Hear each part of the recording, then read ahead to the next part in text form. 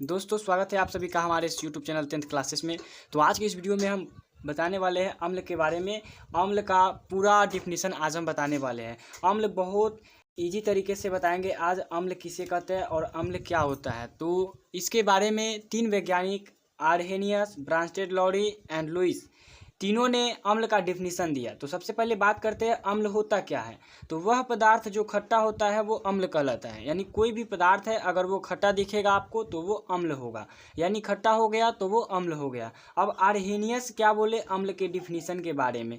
Arrhenius के मुताबिक अम्ल का डिफिनीशन, तो अम्ल का डिफिनीशन आर्हेनियस के मुताबिक क्या है। तो इन्होंने बोले थे कि अम्ल वह पदार्थ है जो जल में घुल करके हाइड्रोजन आयन यानी H+ देता है। तो आर्हेनियस क्या बोले थे कि कोई भी पदार्थ हो के अगर वो जल में घुल करके हाइड्रोजन आयन यानी H+ देता है तो वो क्या है, अम्ल है।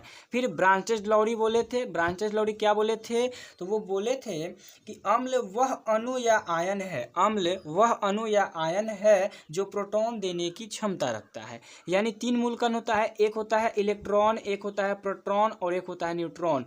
तो इलेक्ट्रॉन जो माइनस चार्ज होता है, प्रोटॉन प्लस चार्ज होता है और न्यूट्रॉन जो उदासीन होता है। तो ब्रांस्टेड-लॉरी के अनुसार क्या है, तो वह पदार्थ जो एक प्रोटॉन देने की क्षमता रखता हो, वह पदार्थ जो एक प्रोटॉन देने की क्षमता रखता हो, सीधा सीधी बात है, वो क्या होता है, अम्ल कहलाता है, यानी ब्रांस्टेड-लॉरी के अनुसार। फिर देखो लुईस भी आया तो लुईस भी इसका डिफिनीशन दिया। तो लुईस इसका डिफिनीशन कैसे दिया, तो उन्होंने कहा कि वे पदार्थ जो इलेक्ट्रॉन युग्म को ग्रहण कर सकते हैं वो लुईस अम्ल कहलाते हैं। जैसे कि कहते हैं कि वे पदार्थ जो इलेक्ट्रॉन को ग्रहण कर रहा है, यानी ब्रांस्टेड-लॉरी के अनुसार प्रोटॉन देने की क्षमता रखता है और लुईस के अनुसार इलेक्ट्रॉन लेने की क्षमता रखता है, उसे हम क्या बोलते हैं, अम्ल बोलते हैं। आर्हेनियस बोले थे वह ऐसा पदार्थ जो जल में घुलकर आयन दे दे यानी H+ हाइड्रोजन आयन, और ब्रांस्टेड-लॉरी के अनुसार वह पदार्थ जो प्रोटॉन देने की क्षमता रखता है, और लुईस के अनुसार वह पदार्थ